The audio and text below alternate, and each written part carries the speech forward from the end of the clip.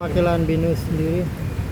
Ya, jadi hari ini kami setelah dari Polres Metro Jakarta Selatan untuk mengecek laporan kami sudah sejauh mana, maka kami langsung datang ke sekolahan BINUS Improve guna untuk kepentingan proses belajar atau pendidikan daripada adik kita yang menjadi korban.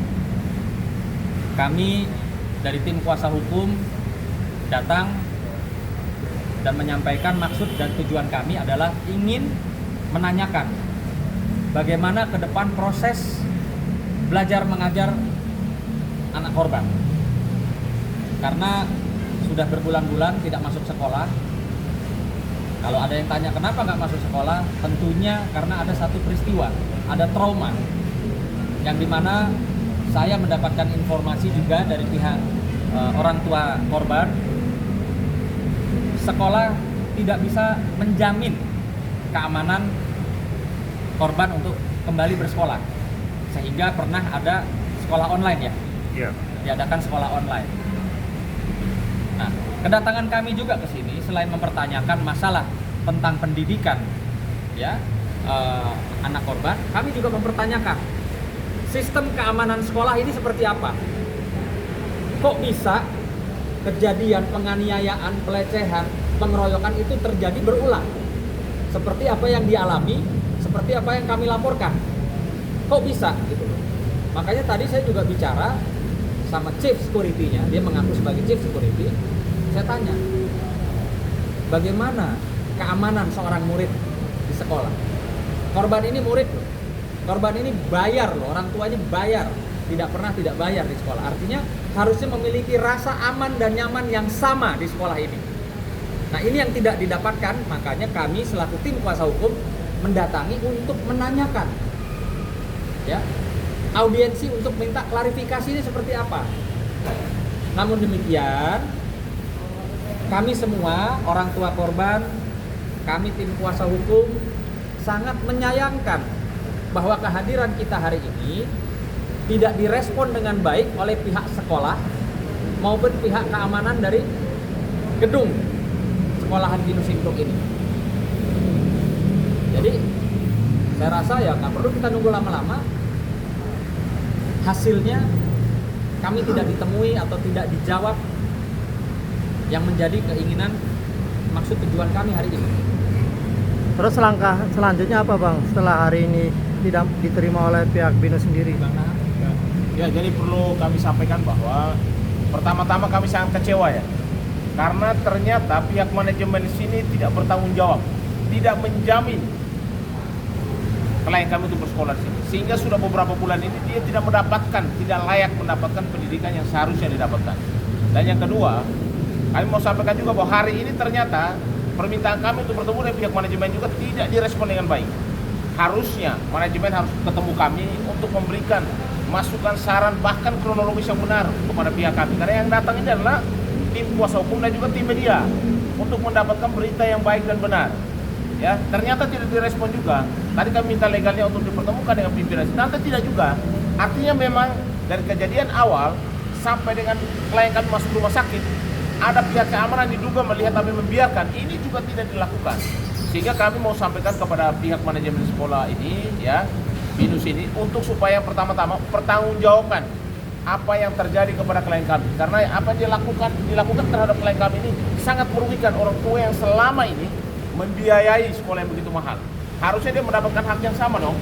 Nah, pelaku-pelaku ini, dugaan pelaku ada 4 orang ini masih bersekolah di sini. Nah, pertanyaan saya, kalau yang korban aja sekarang sudah tidak sekolah online, lalu yang pelakunya malah masih mendapatkan pendidikan yang layak, ini kan tidak fair jadinya. Makanya kami harus sampaikan supaya 4 orang pelaku ini juga harus juga tidak boleh dikenakan skorsing. Karena kasusnya sudah naik sidik, artinya sudah ada alat bukti yang sah yang membuat pihak penyidik untuk menaikkan status lidik menjadi sidik. Jadi kami minta juga pada manajemen BINUS untuk segera 4 orang yang terlapor ini segera juga untuk diskorsing sementara waktu menunggu proses hukum yang sekarang dilakukan. Dan kami yakin sekali bahwa alat bukti yang diberikan kepada pihak kepolisian sudah cukup lengkap, sehingga kasusnya sudah naik di tingkat penyidikan, dari penyelidikan sampai dengan tingkat penyidikan. Dan untuk pihak keamanan yang ada di gedung ini, bahwa kami juga kecewa bahwa klien kami ternyata diduga membiarkan proses itu terjadi di sini. Proses ada namanya pelecehan, ada pengancaman, ada juga penganiayaan, bahkan terjadi pengeroyokan yang mengakibatkan klien kami masuk rumah sakit. Secara fisik dia masuk rumah sakit dan saat ini juga secara psikis juga benar-benar hancur. Nah, kita mau membangun generasi muda seperti apa? Kalau sekolah semahal ini tidak bisa menjamin, ya, tidak bisa menjamin yang namanya anak-anak yang bersekolah di sini, termasuk klien kami. Lalu untuk apa kami bayar mahal kalau memang tidak dapat jaminan? Kami tadi tidak mau datang minta sekolah untuk menjamin anak kami ini, klien kami itu sekolah lagi di sini. Tapi ternyata tidak mau ketemu sama kita. Bahkan cuek, seolah-olah kami datang itu adalah untuk meminta hal yang lebih. Tidak, kami minta jaminan. Karena kami minta anak kami itu sekolah kembali di sini. Klien ini harus sekolah kembali di sini mendapatkan hak yang sama. Karena dia membayar yang mahal. Kenapa dia tidak wajib mendapat pendidikan yang layak, malah yang terduga tersangka, pelaku malah mendapatkan pendidikan lebih layak. Nah, ini sebenarnya tidak fair. Oke. Ya. Lalu Bapak hasil yang Bapak inginkan? Ya, sebelumnya saya sampaikan Bismillahirrahmanirrahim. Saya pribadi sebagai orang tua anak saya, Ananda Rafiq Alfian, dengan kejadian seperti ini sangat menyesalkan sekali. Kenapa seperti itu? Karena saya selaku orang tua Ananda Rafiq Alfian, ya, dulu mempunyai niat dan maksud, ya, anak saya masukin sekolah di BINUS International Simpruk dengan tujuan dan maksud saya itu supaya anak saya ini memperoleh pendidikan yang bagus, ya, bisa menggapai prestasinya yang bagus di BINUS International Simpruk. Kenapa seperti itu? Ya karena anak saya ini mempunyai cita-cita ingin menjadi pengusaha yang sukses, sehingga kalau sudah sukses nanti menjadi pengusaha bisa bermanfaat untuk bangsa dan negara, bisa membuka lapangan pekerjaan sebanyak-banyaknya. Tetapi atas kasus ini seluruh cita-cita anak saya itu sudah berguguran, hancur semuanya, ya. Nah, apa yang terjadi di sekolah BINUS International Simpruk? Ya, anak saya diterima atas dasar pendaftaran dulu di BINUS Simpruk International, diterima dengan baik. Kami diiming-imingi oleh marketing BINUS International dengan baik. Anak saya Rafiq Alfian itu diterima di BINUS ini dengan baik, ya. Anak saya diterima di sini berdasarkan tes, tidak ada permainan kong-kali-kong, murni diterima di BINUS Simpruk International. Tetapi begitu anak saya sudah masuk di BINUS International Simpruk, anak saya sudah ada beberapa geng yang sudah ada. Anak saya ini di setiap hari, ya, di setiap harinya dikata-katain, dihina-hina, dipermalukan, ya, dikata-katain, dihina-hina, dipermalukan. Bahkan keluarga kami dilecehkan, keluarga kami dihinakan. Kata anak saya, ya, dari beberapa geng ini menegaskan kepada anak saya, dia tanya, papa kamu siapa? Orang tua kamu siapa? Kata anak saya memberikan laporan kepada saya. Ya, dia bilang para geng ini orang tua kami, ya, ada yang anggota dewan, ada yang pemilik partai, ada yang ketua partai, katanya, ya kan, orang penguasa di seluruh Indonesia. Mau apa kamu, katanya ke anak saya. Kenapa seperti itu? Kamu cuma orang biasa, bapak kamu cuma pengusaha. Anak saya cuma menyatakan, ya sudah, tidak apa-apa. Ya, kami memang orang biasa. Saya masuk BINUS School Simpruk International dengan tujuan dan maksud, kata anak saya, cuma ingin mencari prestasi, cuma mau menuntut ilmu, cuma menjadi, ya, anak muda yang menggapai prestasi terbaik dan bisa berbakti kepada bangsa dan negara. Ya, saya bangga mempunyai suatu cita-cita yang tinggi untuk berbakti dan berbakti dan memberikan yang terbaik sebagai anak bangsa. Tapi itu semuanya sudah pupus dikarenakan apa? Mereka para pelaku penganiayaan anak saya ini, ya, bersukaria karena anak saya ini anak biasa. Mereka katanya DPR, MPR, ya, pemilik partai, ketua partai, katanya gitu, ya, diduga katanya seperti itu. Akhirnya anak saya ini harus tunduk dengan aturan-aturan yang mereka keluarkan dari kepala geng yang bernama inisial K.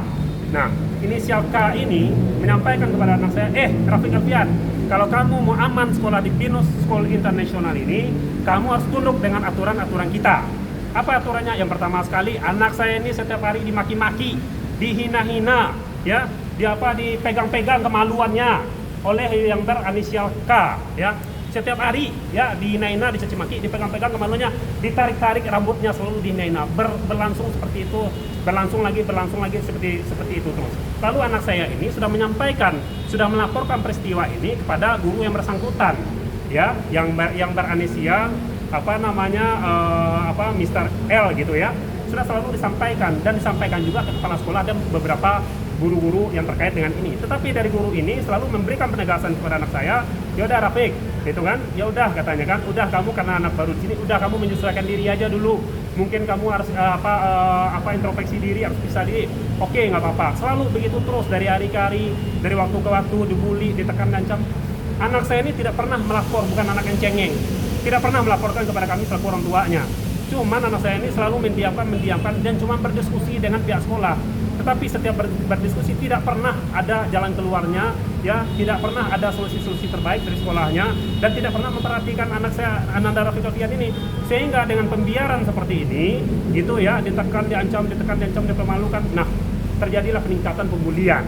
Ya, peningkatan pembulian itu sampai anak saya ini diancam sama pihak pelaku ini, kamu Rafiq ya, kami perintahkan ya, saya yang berinisial, yang ketua gengnya ini gitu ya, yang berinisial K. Nah, kamu sekarang ini saya tunjuk gitu ya, mau ribut dengan beberapa sekolah, yaitu dengan sekolah lamanya namanya Mentari International School, yang keduanya dengan beberapa sekolah negeri di sini. Anak saya disuruh tampil paling depan di dalam keributan tersebut. Anak saya tidak mau, karena apa? Itu saya tidak pernah dididik oleh orang tua saya, kata Ananda Rafiq Alfian. Saya tidak pernah dididik tentang kekerasan. Saya selalu diajarkan tentang kejujuran, ya, mempunyai akhlak, ya, attitude, etika dan estetika, dan bermanfaat buat antar sesama, apalagi antar sesama bangsa. Kata Ananda Rafiq menjawab. Jadi dia mengabaikan tentang itu, saya tidak bisa. Akhirnya diancam lagi. Oke, kami bully, kami kata-katain, kami adu dengan sekolah yang lain, kamu nggak mau. Sekarang ada beberapa persyaratan lagi. Kami satu geng ini sepakat, gitu ya, kata yang berinisial K, ketua gengnya ini sepakat ya, kami kurang lebih 30 orang ini ya, kami perintahkan supaya kamu harus mampu melawan beberapa geng yang kami tentukan.